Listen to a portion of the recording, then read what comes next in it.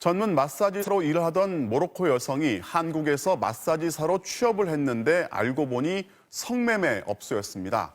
업소에 감금돼 갖은 협박과 폭력 속에 일해야 했습니다. 겨우 탈출해서 업주를 경찰에 신고했지만 업주는 아무 처벌도 받지 않았습니다. 우리 법은 그렇게 아직도 허점이 많습니다. 윤상문 기자가 취재했습니다. 인천의 한 주택가에 위치한 허름한 이용원. 재작년 한국에 들어온 20대 모로코 여성 A씨가 살던 곳입니다. A씨는 매일 성매매를 해야 했습니다. السابعة مساء إلى الثالثة الفجر أحيانا للصبح تقريبا في نهاية الأسبوع للصبح في الأيام العادية 7 أشخاص. 성매매를 거부하자 50대 여성 업주는 음식을 주지 않았고 살해 협박까지 했다고 합니다. هي تعرف شخص قتل فتاة في مدينة أنسان. أنا دائما أقول إذا لم تعملي ما طلبش منك سوف أخبره بقتلك ولا أحد يعرف عنه. 출입문은 늘 잠겨 있고 혼자서는 외출도 할 수 없었다고 말했습니다.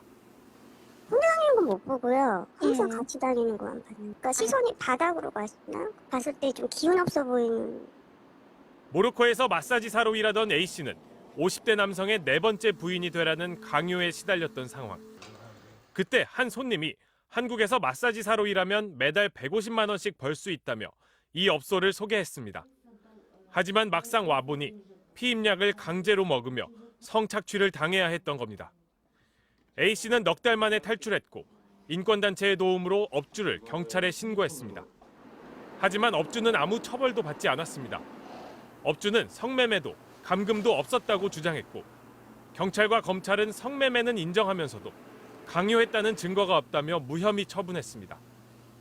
하지만 UN 국제이주기구는 A씨를 인신매매 피해자로 규정했습니다. 성적 착취와 위협, 사기, 취약한 지위의 악용 등 UN이 정한 인신매매 기준에 거의 모두 해당됐기 때문입니다. 반면 국내 형법에선 돈을 주고 강제로 끌고 오는 수준일 때만 인신매매로 처벌할 수 있습니다. 실제 지금까지 인신매매죄로 처벌된 경우는 단 4건. 3건은 장기 탈취, 1건은 성매매 목적이었습니다. 결국 업주는 처벌받지 않는 일이 반복되고 심지어 탈출을 해도 다시 가해자에게 돌려보내는 일이 비일비재한 겁니다. 오늘날의 인신매매는 굉장히 교묘하거든요. 옛날처럼 봉고차에 싣고 가가지고 팔아 넘기고 이런 형태가 아니고 그렇기 때문에 인신매매 의정서가 그런 방식으로 규정이 됐는데 이거를 우리 법에서 담아내지 못하는 거죠. 이 때문에 인신매매의 정의를 넓힌 별도의 법안이 필요하다는 지적이 계속돼 왔고 지난해 말 인신매매 방지법이 발의됐습니다.